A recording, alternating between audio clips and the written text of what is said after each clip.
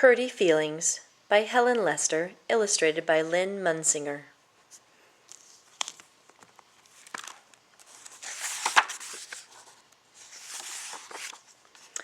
Fragility was a solid piece of work.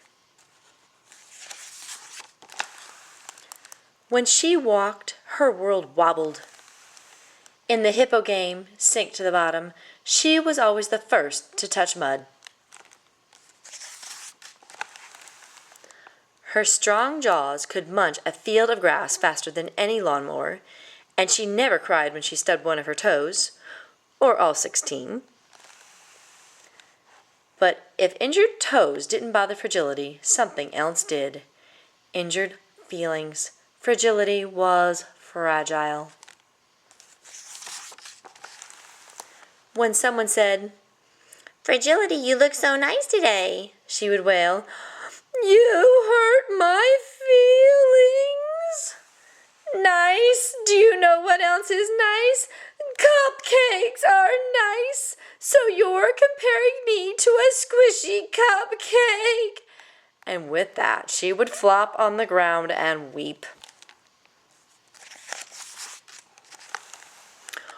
Or if someone said, "Fragility, you have such wonderful sturdy legs," she would wail, "You hurt my feelings." Sturdy legs. Do you know what else has sturdy legs? A piano has sturdy legs. So you think I have piano legs? And she'd flop and go weeping. And if someone said, "Fragility, you have such cute little ears," she would wail, "You hurt my feelings." Cute little ears. Do you know what else has cute little ears? People have cute little ears. So you think I resemble a people? Flop, weep.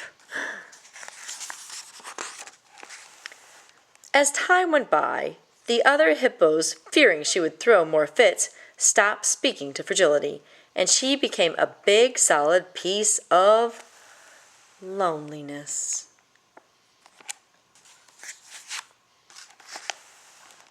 One afternoon, all of the hippos decided to play a game of pick-up soccer. Fragility had chomped the field to perfection. She stood solidly in the goal, making save after save after save after save, and all was going well until Rudy appeared. And Rudy had an appropriate name, for Rudy was extremely rude. "I'm going to eat your goal," he announced, "for me lunch." And the hippos gasped in horror.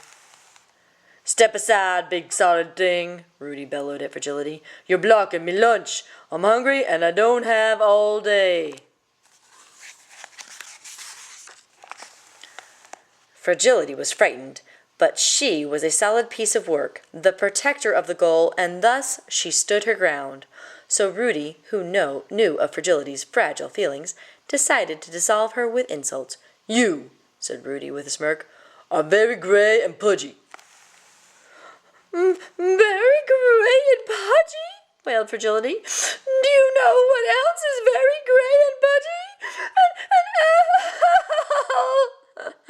And the weeps took over, and she couldn't finish her sentence. Rudy stomped his feet.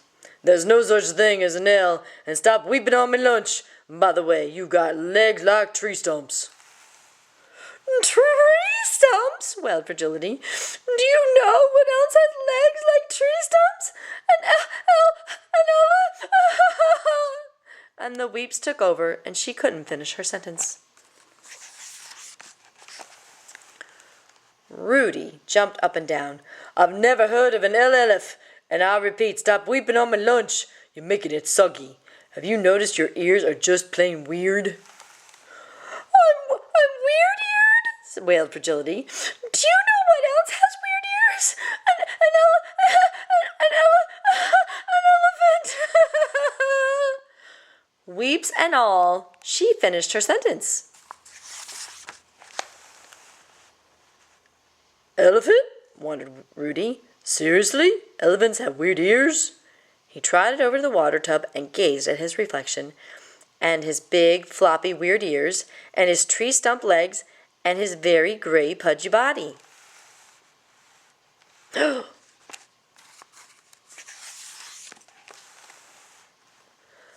Then he trotted back, flopped in front of the goal, and wailed, "Oh, you hurt my feelings."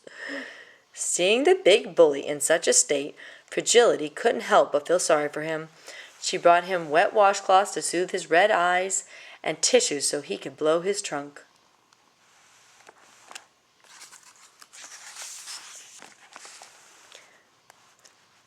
Then she cradled his head and cooed, "There, there, I know just how you feel." In time, Rudy calmed down, and he did not eat the hippo's goal. He said he'd be back soon to cheer them in their game. "But first I'm off for my lunch, a nice salad."